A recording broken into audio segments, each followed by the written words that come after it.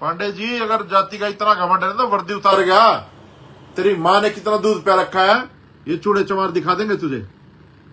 और वो एसएसपी है, इतना जाहिल एसएसपी मुझे नहीं लगता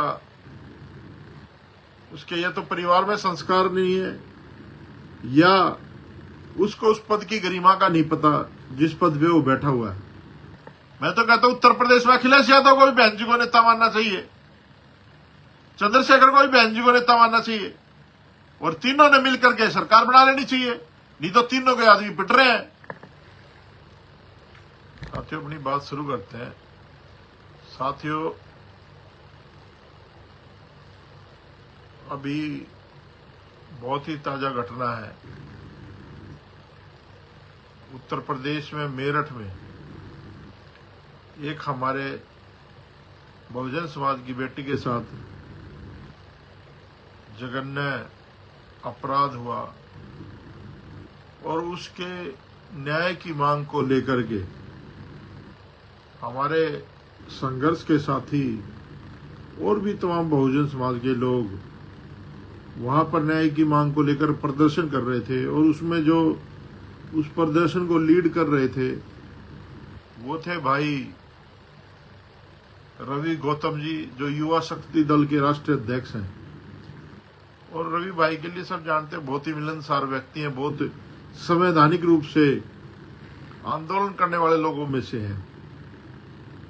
तो जब वहां पर प्रोटेस्ट चल रहा था तो वहां का जो एसएसपी पांडे है वो वहां लोगों को आकर के थप्पड़ चाटे मार रहा है, जो वीडियो में भी दिख रहा था आपको। और उसके बाद भाई रवि को डिटेन कर लिया, पुलिस वैन में डाल दिया। फिर उसके बाद पुलिस वैन में जाकर के पांडे जी बदसलूकी करते हैं, हाथापाई करते हैं, जो कि अनकॉन्स्टिट्यूशनल है। और वो एसएसपी है, इतना जाहिल एसएसपी मुझे नहीं लगता उसके या तो परिवार में संस्कार नहीं है या उसको उस पद की गरिमा का नहीं पता जिस पद पे वो बैठा हुआ है। जब इलेक्शन आता तो रामजादा कुत्ता तुम किसी किसी को वोट देते हो, जब तुम्हें मायावती है और कोई समाज का आदमी याद नहीं आता, जब तक वोट दे दो जय श्री राम के नाम पे फलान। पांडे जी, अगर जाति का इतना घमंड है तो वर्दी उतार गया। तेरी माँ ने कितना दूध पे रखा है, ये चूड़े चमार दिखा देंगे तुझे। हमारे लोग संविधान के दायरे में रह के प्रोटेस्ट करते हैं और तुम अपने आकाओं की बजाने के लिए बदतमीजी करते हो। ऐसे आदमी को पद पर रहने का कोई अधिकार नहीं है। प्रदेश की सरकार से मैं निवेदन करता हूं योगी जी से कि इस ऐसे आदमी को तुरंत प्रभाव से इस पर SC/ST का मुकदमा दर्ज होना चाहिए और ये बदतमीजी का मुकदमा दर्ज होना चाहिए और इसको तुरंत प्रभाव से पद से हटाना चाहिए, सस्पेंड करना चाहिए इसको। और जब तक मुकदमा डिसाइड ना हो इसको कोई पोस्टिंग नहीं देनी चाहिए, इसको लाइन हाजिर रखना चाहिए या इसको सस्पेंड रखना चाहिए। तो ये जो बदसलूकी की है ना, इसका अंजाम तो भुगतना पड़ेगा। लेकिन मैं एक बहुजन समाज के लोगों से भी एक अपील करना चाहता हूं। आपने पूरे देश में देख लिया, उत्तर प्रदेश में रोज घटनाएं होती हैं और ऐसा नहीं कि सिर्फ दलित समाज के लोगों के साथ होती हैं या बहुजन समाज के लोगों के साथ होती हैं। अभी भरत तिवारी को पुलिस ने कैसे मारा था, उसका खूब प्रदर्शन हुआ, खूब विरोध हुआ, लेकिन कार्रवाई क्या हुई?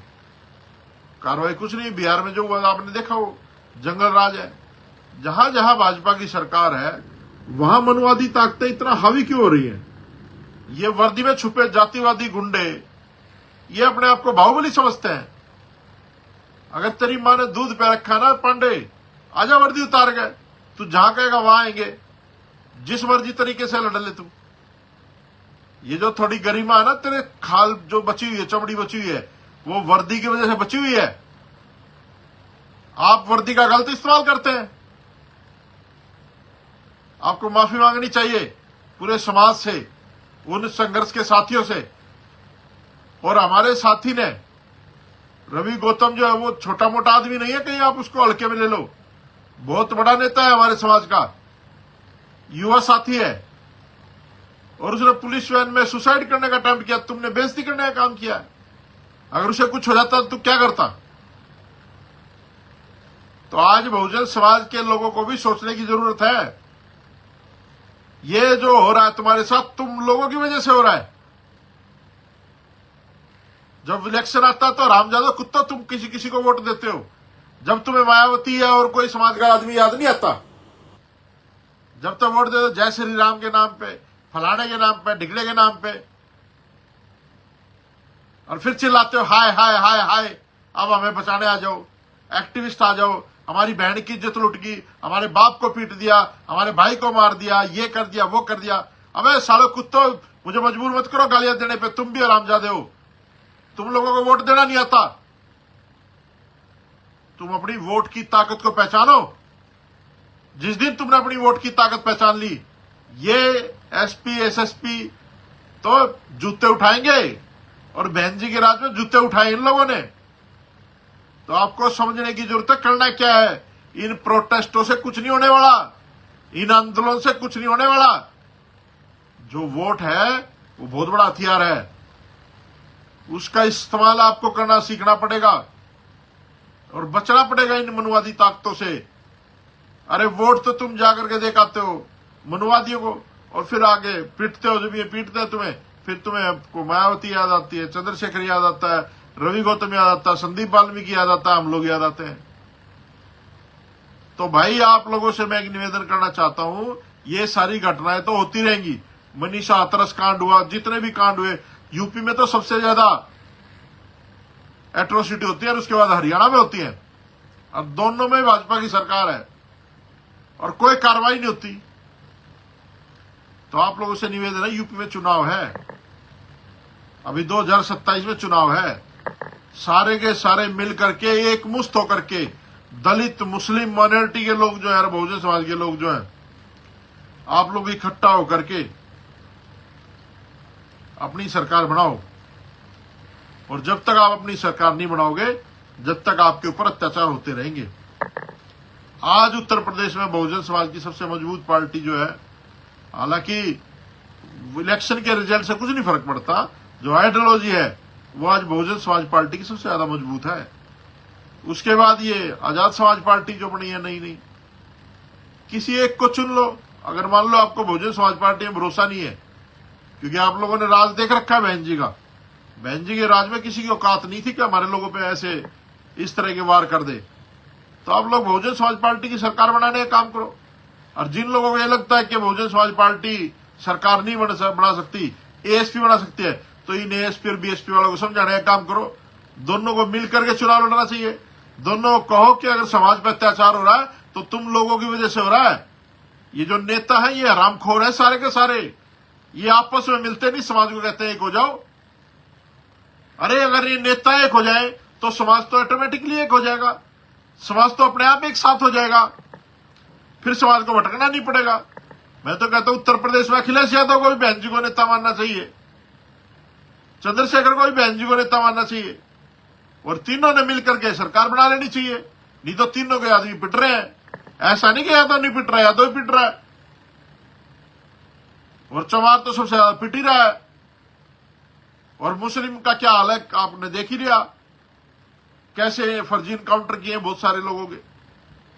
तो आज समय है सोचने का, इन तीनों को मजबूर करो मिलने के लिए, और ये तीनों मिलकर चुनाव लड़े उत्तर प्रदेश में, तो कुछ हो सकता। नहीं तो फिर भाजपा आ जाएगी, फिर तुम पिटोगे, फिर आप चिल्लाते रहना, फिर जाना मूंछों पे ताव देकर के मैं आ रहा हूं जी, मैं आ रहा हूं जी, फलाना आ रहा हूं जी, लिखना आ रहा हूं।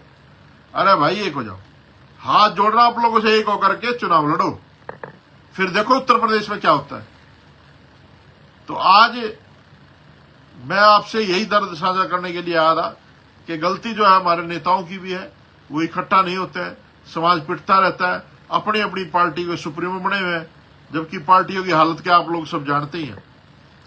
तो साथियों, ये प्रोटेस्ट चलना चाहिए, और मैं निवेदन करूंगा इस पांडे के ऊपर तो SC/ST एक्ट में मुकदमा दर्ज होना चाहिए, और ये जो बदसलूकी की है ये भी धाराएं लगनी चाहिए, और इसको सार्वजनिक रूप से माफी भी मांगनी चाहिए। तो अब देखते हैं सरकार क्या इस पे निर्णय लेती है। और ये जो प्रोटेस्ट है, ये आप लोग, ये जो गुस्सा है चुनाव वाले दिन दिखाया करो, ऐसे ही एक हो जाओ जैसे आज एक हुए है ना।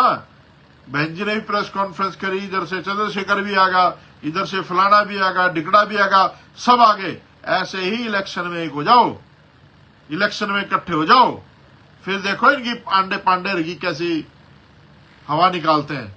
तो साथियों, आप लोगों से ये निवेदन है कि आप लोग समझो, वोट की ताकत को समझो और इकट्ठे हो जाओ। आप लोग ही समाज के बुद्धिजीवी लोग हो। आप लोगों से निवेदन है कि आप लोग समझदारी से काम लें और ये जो अत्याचार है इसको रोकने का एक ही माध्यम है कि अपने लोगों की, अपने नेताओं की मदद करें जो अम्बेडकरवादी हैं और सरकार बनाने का काम करें। जय भीम, जय भारत साथियों।